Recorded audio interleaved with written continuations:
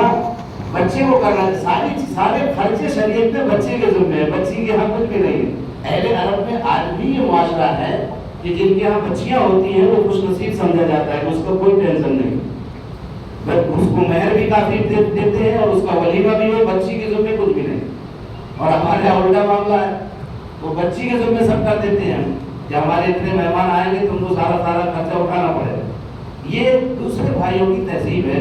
اور ان کا کیا ہے, ان کا معاملہ یہ ہے, اچھا بچی والے بھی معاف کریے کہ کوئی سیدھے نہیں ہے, وہ بھی جو ہے جہیز کو خوب اجاگر کرتے ہیں کہ 10 لاکھ کا ہم نے جہیز دیا اور 50 لاکھ اس کی پراپرٹی میں جو میراث کا حصہ بنتا ہے وہ ہم عدم کر جاتے ہیں. ہمارے یہاں مزاج نہیں ہے دینے کا, جبکہ واجب فرض.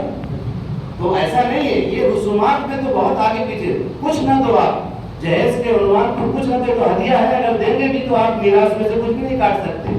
میراث میں جو بچی کا حصہ بنتا ہے انتقال کے بعد ایٹومیٹک اس کا حصہ اس کے ذمہ واجب ہو جاتا ہے.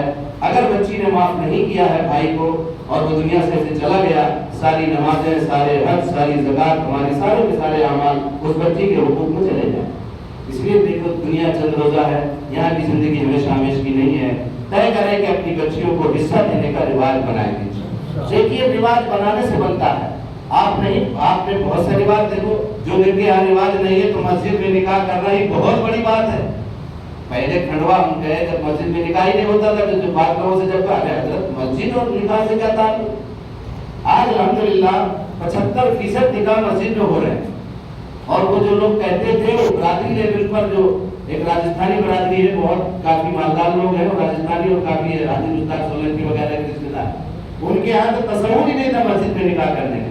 اور چودھری صاحب باقاعدہ اجازت دیتے تھے, عالم صاحب 5 منٹ بیان کرنا, بس میں نے ٹھیک ہے 5 منٹ سے 6 منٹ نہیں ہو.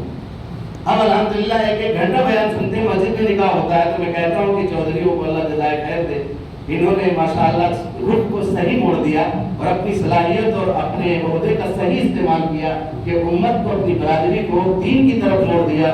اللہ ان کی عمروں میں برکت نصیب کرنا. یہی چودھری لوگ ہیں, میں نے کہا ہم کو کہتے تھے 5 منٹ سے زیادہ نہیں ہونا, ہمارے اور کام باقی ہے. پھر وہ وہاں پہ بیٹھ کے یہ اس کا اور اس کا, کہاں سے یہ ماموں کی طرف سے, خالہ کی طرف سے, اور لاکھوں روپے پیش کیے جاتے سامنے پورا سب. مسجد ظاہر بات ہے کہ جب اتنے جھمیلوں کے ساتھ نکاح ہوگا تو مسجد میں کا تصور نہیں کیا جا سکتا. لیکن آج الحمدللہ انہوں نے برادری لیول پر طے کر دیا, اور مکتب فکر کوئی بھی ہو, چاہے وہ جماعت سے تعلق ہو چاہے نہ ہو, سب کا طے ہو گیا ہے کہ مسجد میں نکاح ہوگا. یہ اور جہیز کے تعلق سے بھی طے ہو گیا کہ کھلا کوئی جہیز نہیں دے گا, جس کو دینا ہو چپ چاپ دو. بہت سی چیزیں ہیں. تو کچھ ذمہ دار حضرات جو برادری لیول پہ ہوتے ہیں ان کو بھی یہ کوشش کرنا چاہیے کہ ہم ایک ایسا عمل کر جائیں جس سے ہم کو ماننے والے لوگ اس کے نہج پر چلیں گے. حضور اکرم صلی اللہ علیہ وسلم نے فرمایا, جس نے اچھا طریقہ, سنت کا طریقہ زندہ کیا اور آگے اس قوم کو چلایا, تو جتنے لوگ عمل کریں گے اس کا اجر ان کو ملتا رہے گا. اور اگر کسی نے بدعت کا طریقہ چلایا اور شریعت کے خلاف کوئی راستہ دکھایا اور اس پر لوگ چل گئے تو ان کا گناہ بھی اس کے سر پہ چلتا رہے. اس لیے جو ہمارے ذمہ دار قسم کے لوگ ہیں ان کی بہت بڑی ذمہ داری پڑ جاتی ہے کہ اپنے یہ عمومی کاموں میں, دیکھیے ایک گناہ ہوتا ہے انفرادی. حضور اکرم صلی اللہ علیہ وسلم نے فرمایا کل بنی آدم خطاؤون خیر الخطائین التوابون, ہم سب گنہگار ہیں. پیارے آقا صلی اللہ علیہ وسلم نے فرمایا کہ تم سب بنی آدم گنہگار ہو, بہترین گنہگار وہ ہے جو توبہ کرنے والا. تو انفرادی گناہ سے تو کوئی پاک نہیں ہے. مجھے آپ بہت اچھا سمجھ رہے ہیں, ہو سکتا ہے میں کسی گناہ میں ملوث, کوئی اور گناہ میں ملوث, تو ہر آدمی گنہگار ہے, کوئی کسی کو پالسا ڈکلیئر نہیں کر سکتا.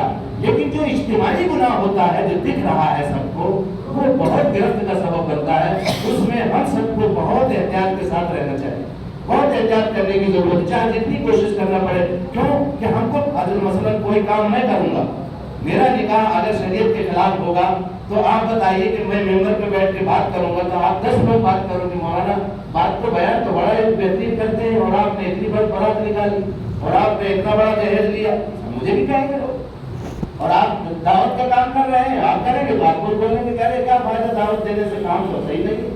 اس لیے ہم تمام ذمہ داروں کو جو بھی دین کا, یہ اللہ کا بہت بڑا انعام ہے کہ اللہ نے دین کے ذمہ داروں میں ہم کو شامل کیا, یہ بھی اللہ کا انعام.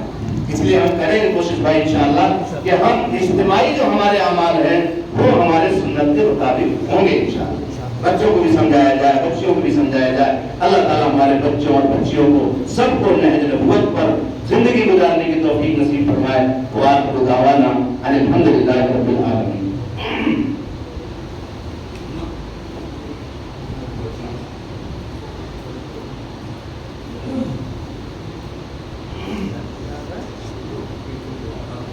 جی وکیل کون ہے؟ محمد حنیف صاحب. جی اچھا بچی نے اجازت دی. اور گواہ کون ہے؟ نواب بھائی کون ہے؟ دوسرے گواہ محمد رحمان. بچی نے اجازت دی. مہر کتنا ہے؟ نقد ہے یا اندر طلاق ہے؟ زیور وغیرہ نقدی ہے؟ نہیں ایک ہوتا ہے زیور کی شکل. نہیں ایسا نہیں ہوتا نا کہ مان لو نقد ہوتا نہیں ایک زیور کی شکل میں ہوتا ہے یا نقد نقد. ماشاء اللہ. الحمد لله نحمده ونستعينه ونستغفره ونؤمن به ونتوكل عليه ونعوذ بالله من شرور انفسنا ومن سيئات اعمالنا. من يهده الله فلا مضل له ومن يضلله فلا هادي له. ونشهد ان لا اله الا الله وحده لا شريك له ونشهد ان سيدنا ومولانا محمدا عبده ورسوله. اما بعد فأعوذ بالله من الشيطان الرجيم. بسم الله الرحمن الرحيم. يا أيها الناس اتقوا ربكم الذي خلقكم من نفس واحدة وخلق منها زوجها وبث منهما رجالا كثيرا ونساء واتقوا الله الذي تساءلون به والأرحام إن الله كان عليكم رقيبا. يا أيها الذين آمنوا اتقوا الله حق تقاته ولا تموتن إلا وأنتم مسلمون. يا أيها الذين آمنوا اتقوا الله وقولوا قولا سديدا يصلح لكم أعمالكم ويغفر لكم ذنوبكم ومن يطع الله ورسوله فقد فاز فوزا عظيما. وقال النبي صلى الله تعالى عليه وسلم تنكح المرأة لأربعين: لمالها أو لجمالها أو لحسبها أو لدينها فاصبر بذات الدين تربت يداك أو كما قال عليه الصلاة والسلام. وقال النبي صلى الله تعالى عليه وسلم النكاح من سنتي وقال ومن رغب عن سنتي فليس مني أو كما قال عليه الصلاة والسلام. جی